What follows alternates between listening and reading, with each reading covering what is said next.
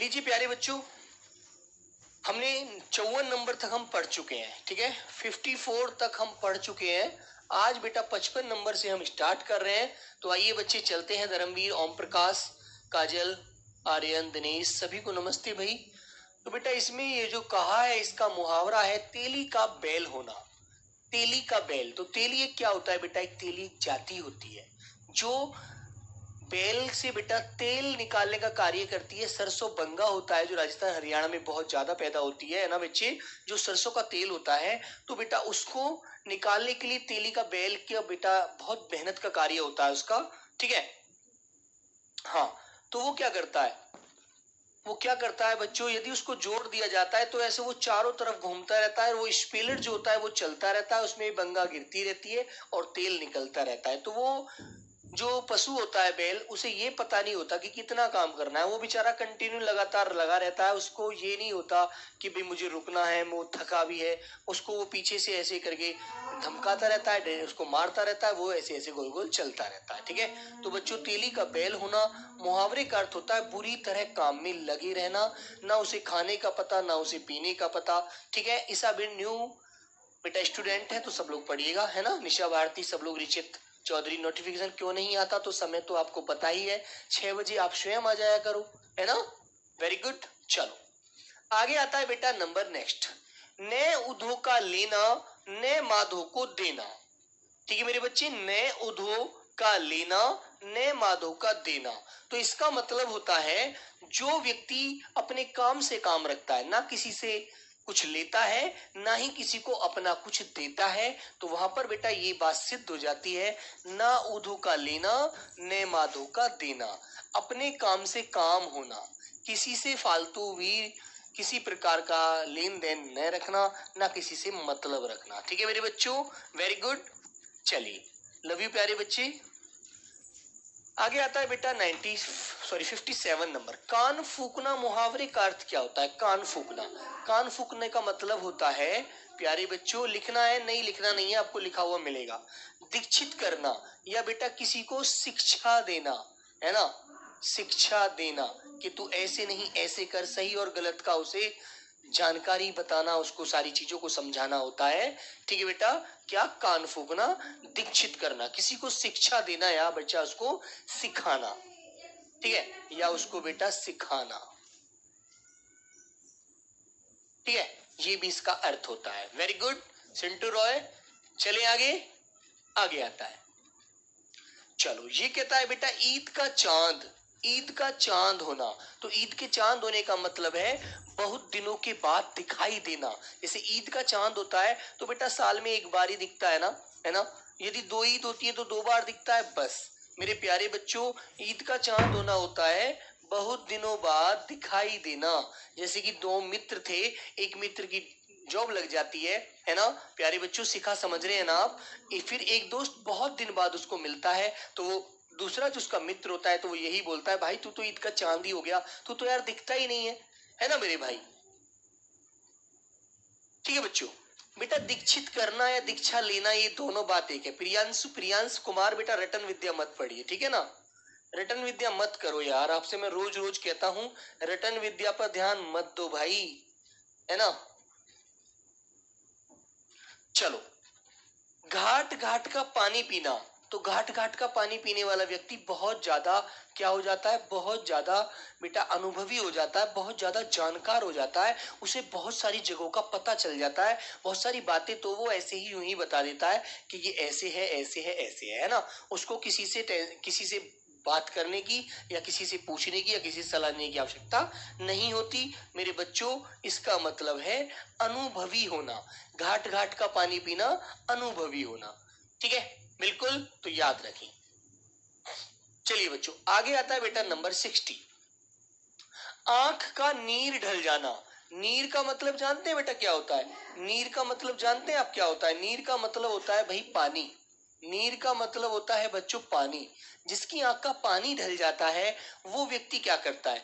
वो व्यक्ति प्यारे बच्चों निर्लज हो जाता है। उसको शर्म शर्म हया बिल्कुल नहीं होती। उसे आप कुछ भी बोल लीजिए, कुछ भी कर लीजिए, है ना। उसे कोई टेंशन नहीं, वो तो आपसे अपने आप में बिल्कुल बेफिक्र है, उससे लिए कोई प्रभाव नहीं पड़ता उस पर, है ना। है ना मेरे भैया। कान भरने का मतलब होता है बेटा किसी को आप यदि उसको चुगली करते हैं, कान भरना होता है चुगली करना, उसको चुगली करते हैं और वो आपकी चुगली मान लेता है, आपने उसके कान भर दिए, ठीक है ना, याद रखो। आगे आता है तोते की तरह आंखें फेरना। तोते की तरह आंखें फेरने का मतलब होता है जो व्यक्ति पुराने रिश्तों को, पुराने संबंधों को 1 मिनट में भूल जाता है, उसे बेटा कहते हैं तोते की तरह आंख फेरना, ठीक है ना। Very good. तो बच्चों उसे कहते हैं पुराने संबंधों को एकदम भुला देना। बिल्कुल भी उसे ये परवाह नहीं होती कि भाई मैंने इसके साथ कितना समय गुजारा है, इसने मेरे लिए कितना सब कुछ समय दिया है, लेकिन वो व्यक्ति 1 मिनट में सारी बातों को भूल करके सिर्फ अपने आप को ध्यान रखता है। वो तोते की तरह सारे रिश्तों को, सारे संबंधों को खत्म कर देता है, ठीक है, बिल्कुल। आगे आता है बेटा मखमली जूते मारना। मखमली जूते मारने का मतलब क्या होता है समझते हैं आप? मखमली जूते होते हैं बेटा बहुत मीठी मीठी बातों से किसी को ताना मारना, ठीक है, किसी को मीठी मीठी बातों से लज्जित करना, उसको उसकी औकात दिखाना, ठीक है। आप उससे जबरदस्ती गुस्से में भी कुछ नहीं बोलेंगे, लेकिन प्यार प्यार में सारी बातें उसे बोल देते हैं और वो प्यार प्यार में आपकी सारी बातें सुनता रहेगा। आप उसे मखमली जूते मारने का कार्य कर रहे हैं, ठीक है। सौरभ बेटा इंडोलिया, आपको स्पीड से पढ़ने की आवश्यकता है, आप बाद में पढ़ना, प्लीज आप चले जाइए क्लास से, ठीक है, बिल्कुल।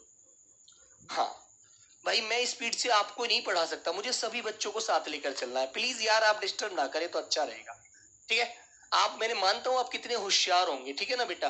जब पेपर में पता लगता है आपकी सभी की होशियारी का, यहाँ पर पता नहीं लगता। क्लास में तो बहुत सारे बच्चे आते हैं बहुत ऊंची उड़ाई उड़ने वाले, लेकिन जब उड़ान भरते हैं तो सांस फूल जाता है और गिर जाते हैं। ध्यान रखो सारी चीजों को, ठीक है। हथेली पर सरसों जमाना।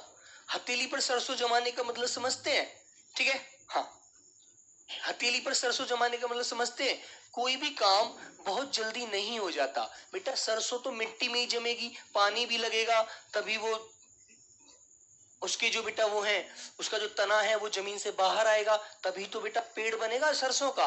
तो हथेली पर कोई सरसों थोड़ी उग जाती है। तो कोई भी काम एकदम से नहीं हो जाता। जैसे भी एक सौरभ बच्चा मुझसे बोल रहा है सर जी जल्दी जल्दी, तो बेटा इतनी जल्दी सिलेक्शन नहीं मिलता, थोड़ा धीरे धीरे से ही मुझे सभी बच्चों को समझाना है प्लीज, ठीक है। हाँ, तो काम इतनी जल्दी नहीं हो जाता, उसको समय लगता है, कोई भी कार्य हो, ठीक है मेरे बच्चे, याद रखिए। आगे आता है बेटा दाम लगाना। जैसे मान लीजिए आपसे मैंने कहा कि ये पेन मैं बेच रहा हूं, तो कोई इसका खरीदार है, तो आप में से 10 बच्चे बोले सर जी मैं ये पेन की कितनी कीमत होगी? मैंने कहा भाई मैंने तो ये 100 रुपए का लिया था। आप बोले सर मैं तो इसके केवल 40 रुपए दे सकता हूँ, है ना। फिर दूसरा बच्चा बोला चलो सर मैं इसके 42 दे दूंगा, मुझे अच्छा लग रहा है। तो भाई 2 लड़के हो गए। तीसरा बोला सर मैं तो केवल 39 ही दे सकता हूँ, मैं 40 भी नहीं दे पाऊंगा। अच्छा, मैंने कहा भाई मैं तो इसे कम से कम 90 रुपए का बेचना चाहता हूँ। तो आपसे मैंने इसके दाम लगवाए, मूल्य आका आपने आप अपनी नजर में कि भाई मैं तो इसको इतने तक ले सकता हूँ, इससे ऊपर मैं तो कभी नहीं ले सकता, मेरे पास पैसे नहीं है, ठीक है ना। इसलिए तो मेरे बच्चों इसका मतलब है भैया मूल्य आंकना, किसी चीज के दाम लगाना, ठीक है। वेरी गुड बेटा। हाँ, सोनी भारती बेटा रिप्लाई के लिए आपने कोई क्वेश्चन नहीं किया है बेटा, मैं सबका यहाँ पर जवाब नहीं दे पाऊंगा बच्ची, वरना मैं 1 घंटे क्लास में जवाब देने में ही गुजार दूंगा, मैं कुछ भी नहीं पढ़ाऊंगा, है ना, याद रखो। चलो, तो बेटा दाम लगाना, किसी के मूल्य आंकना कि ये कितने पैसे का होगा, वेरी गुड, चलिएगा। आगे आता है बेटा कच्चे घड़े से पानी भरना। कच्चा घड़ा समझते हैं? जो हमारा कुंभकार होता है ना, उसने यदि मिट्टी का घड़ा बनाया और उसको आग में नहीं दबाया, जब तक वो पकता नहीं है तो उसका कलर लाल नहीं होता, वो केवल मिट्टी का दिखेगा, मिट्टी का कलर जैसा, है ना। और उससे आपने कहा कि सर मैं इससे पानी भर लूं, मैं कहूंगा भाई ये फूट जाएगा, इससे पानी नहीं भरा जाएगा, ये कच्चा घड़ा है, जब तक ये आग में नहीं पकेगा आप इससे पानी नहीं भर सकते। आपने कहा नहीं सर मुझे तो भरना है, एक बार मैं प्रैक्टिकल करता हूँ, फूटेगा या नहीं फूटेगा। तो आपने कच्चे घड़े से पानी भरना शुरू कर दिया, तो बेटा वो आपका पानी नहीं भरा गया और घड़ा फूट गया। तो किसी भी कार्य को ठीक ढंग से ना करना इसका अर्थ होता है। किसी भी कार्य को हमें करने से पहले ये देखना चाहिए कि जिस जिस यंत्र का मैं प्रयोग कर रहा हूं, जिस वस्तु से मैं जिस कार्य को करना चाह रहा हूं, क्या वो उसके लिए सीमित साधन है ना। तो बेटा इसका मतलब होता है ठीक ढंग से काम न करना, जबकि आपको पता था कच्चा घड़ा है फूट जाएगा। आगे आता है चांदी का ऐनक लगाना, ठीक है ना। चांदी का ऐनक लगाना। तो चांदी का ऐनक माने समझते हैं? ऐनक का मतलब होता है बेटा चश्मा, ठीक है, चश्मा। ऐनक का मतलब होता है बेटा चश्मा।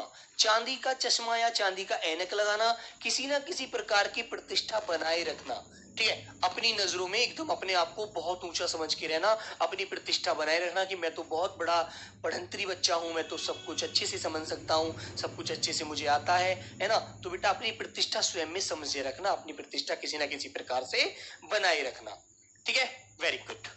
आगे आता है बेटा दिन को दिन और रात को रात न समझना। दिन को दिन, रात को रात ने समझना।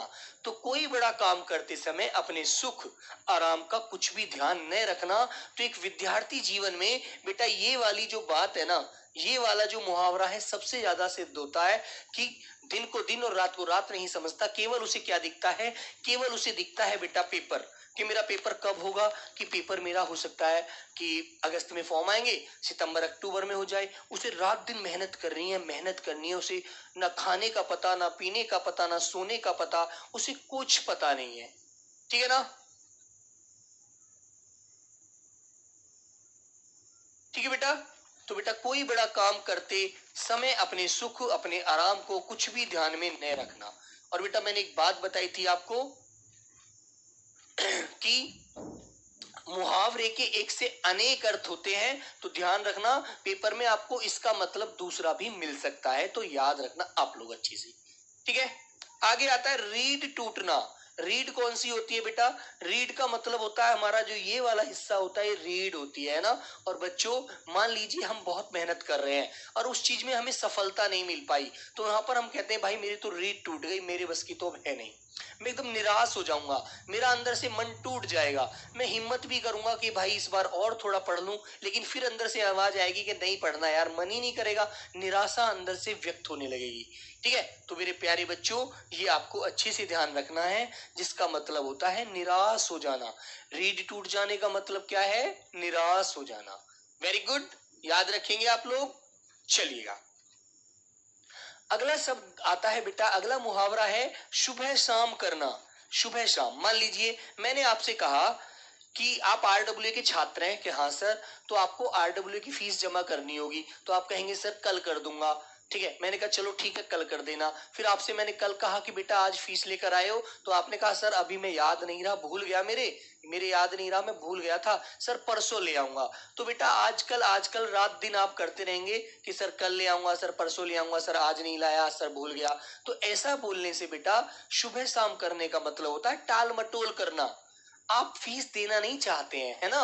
तो बेटा ऐसी जगह हम क्या बोलते हैं कि आप टाल मटोल कर रहे हैं, आप अपने मन से फीस लाने के लिए इच्छुक ही नहीं है ना। बिल्कुल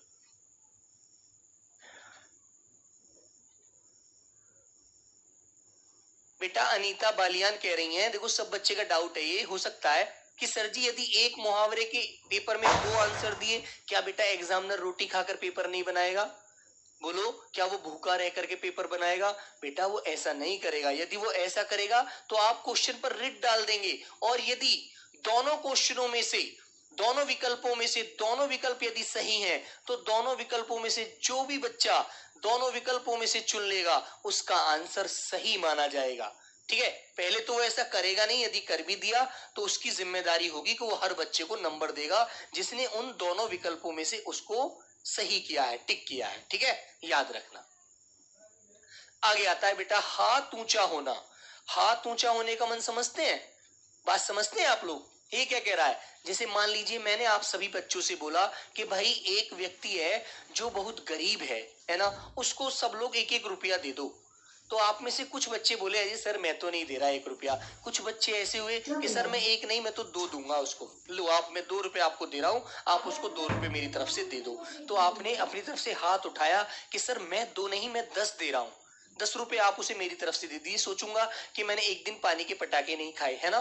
तो बेटा इसका मतलब होता है दान आदि के लिए मन में उदारता का भाव होना, है ना। और कुछ बच्चे ऐसे होंगे जो ये कहेंगे सर मैं नहीं दे रहा, मेरे को कोई मतलब नहीं है, कोई गरीब है अमीर है, मुझे तो पैसे देने नहीं है एक भी। और जो देने वाले होंगे, जो बच्चे उदारवादी होंगे, वो कहेंगे सर मैं दूंगा, मेरे से ले लेना आप 100 रुपए, मैं उसे 100 रुपए दे देता हूँ, ठीक है ना।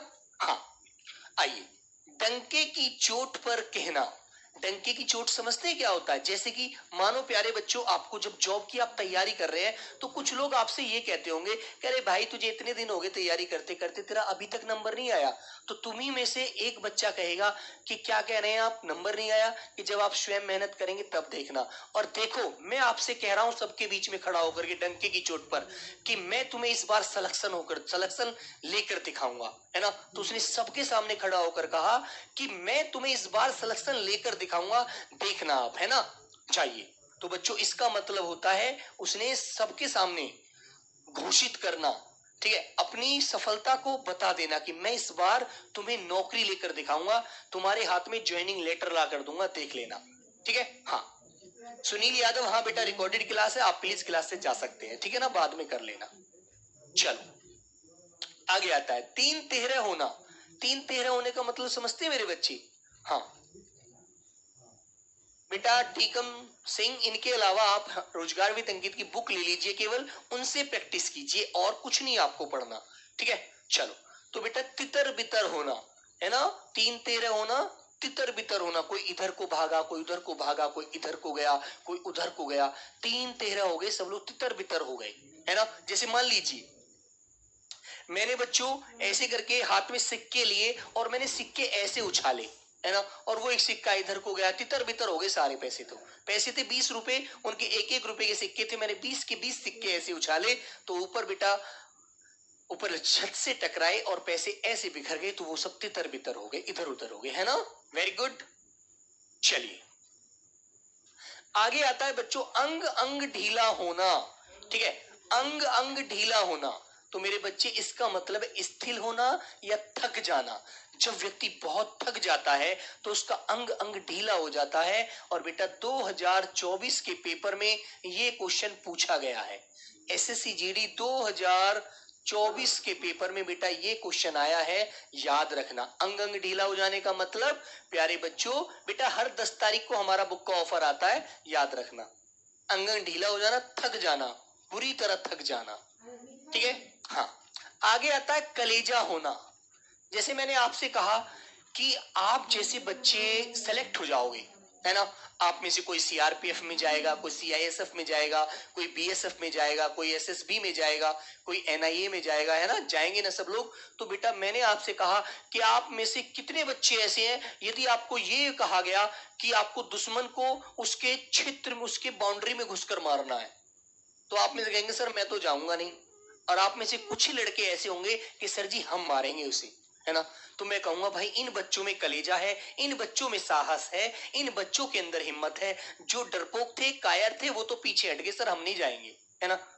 और लेकिन जिन बच्चों के अंदर कलेजा होगा, दिल होगा, हिम्मत होगी, ताकत होगी, वो कहेंगे सर हम जाएंगे, हम मारेंगे उसे उसके बाउंड्री के अंदर जाकर, ठीक है। तो प्यारे बच्चों याद रखना, इसका मतलब होता है हिम्मत होना, साहस होना, ठीक है बेटा, साहस होना। और बच्चों मैं आपसे एक बात हमेशा बता कर आता हूं कि एसएससी जीडी के लिए पढ़ने से ज्यादा हिम्मत की जरूरत है, साहस की जरूरत है। जिसके अंदर साहस नहीं होगा वो बच्चा सिलेक्शन में पीछे हो जाएगा, ठीक है। प्रभात आर्या वेरी गुड। सिर उठाना, सिर उठाने का मतलब समझते हैं क्या होता है? सिर उठाने का मतलब क्या होता है बेटा? सिर उठाने का मतलब है, मान लो आप किसी जगह रहते हैं और वहां पे कोई बड़े लोग रहते हैं, कोई पैसे वाले लोग रहते हैं, और वो आपसे आपके ऊपर अत्याचार करते हैं। तो आप कब तक एक दिन सहते रहे? आपके पिताजी ने चुप रह करके उनकी बात को सहते रहे, लेकिन जब आपको जॉब मिल गई, आपके पास पैसा हो गया, आपके पास नौकरी हो गई, तो आपने कहा भाई ऐसा है, आज के बाद हमारी तरफ उंगली मत उठाना, ठीक है, नहीं तो तुम्हारा हाथ उखाड़ देंगे। तुमने उंगली उठाई तो यहां से तुम्हारा हाथ निकाल देंगे। जिद्दी फिल्म सनी देओल वाली देखी है, जो उसकी बहन को छेड़ देता है वो गुंडा, तो उसका हाथ उखाड़ देता है। तो वही स्थिति होती है बेटा, जब विरोध कर देते हैं हम उसका सामने वाले का, तो इसका मतलब होता है मेरे बच्चे सिर उठाना, कि अब हम तुमसे दबकर नहीं रहेंगे। हमारे पिताजी सीधे आदमी थे, वो गरीब आदमी थे, उनके पास पैसा नहीं था, एक मजदूर थे, लेकिन हम सेंट्रल गवर्नमेंट के कर्मचारी हैं, हम तुम्हें इतना अपराध नहीं करने देंगे। हम तुमने यदि हमारी तरफ जरा भी नजर उठाई तो हम उसको बिल्कुल भी बख्शेंगे नहीं, तुम्हारी खिलाफत करेंगे पूरी। तुम्हारी हिम्मत कैसे हो गई? तो बेटा विरोध करना या प्यारे बच्चों खिलाफत करना, ठीक है ना, खिलाफत करना। आप उसके खिलाफ आवाज उठाने लग गए तो वो कहेगा भाई अब तो ये मजबूत आदमी हो गया, अब नहीं डरने वाला। ठीक है मेरे बच्चे। अंधे की लकड़ी जो होता है बेटा, अंधे की लकड़ी किसे कहा जाता है? हाँ, अंधे की लकड़ी बेटा उसे कहते हैं जो अपने माता पिता का एकमात्र सहारा होता है ना। जैसे मैं इसके लिए आपको एक छोटा सा एग्जाम्पल देता हूं। श्रवण कुमार थे, अपने माता पिता की अकेले सहारा था, वो एकमात्र बेटा था उनका, है ना। जहां वो ले जाता था वहीं दोनों माँ बाप अंधे थे, वहीं चले जाते थे, है ना। तो बेटा एकमात्र सहारा, अंधे की लकड़ी। Very good. हाँ, रोबिन शाही जी, बहुत है लड़कों में सर कलेजा, वेरी गुड, होना चाहिए। राम नाम जपना पराया माल अपना।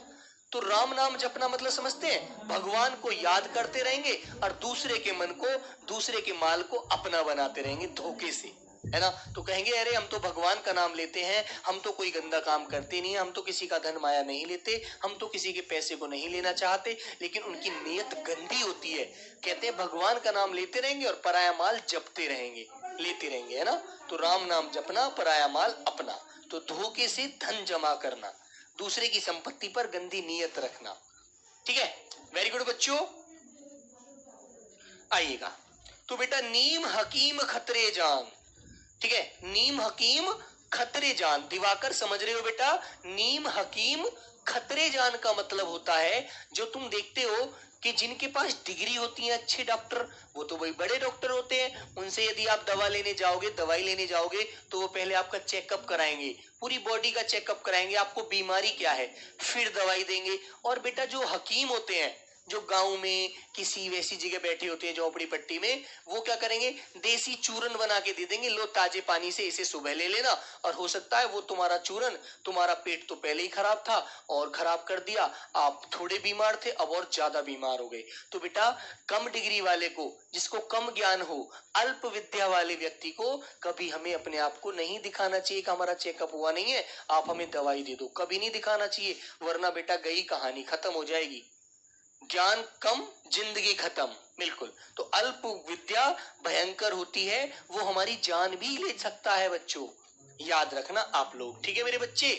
तो अंधे की लकड़ी बेटा एकमात्र सहारा, जैसे अंधा व्यक्ति है और उसके पास लकड़ी है, तो वो लकड़ी से ही देखेगा मुझे किधर जाना है। सामने गड्ढा है तो देखेगा लकड़ी नीचे जा रही है, तो गड्ढा इधर रखेगा, तो देखेगा ऊंचा है, सड़क आगे फुटपाथ है, तो इधर को चल देगा। तो अंधे की लकड़ी एकमात्र सहारा होती है, जो उसे अपने पथ तक, अपने स्थान तक ले जाती है, ठीक है।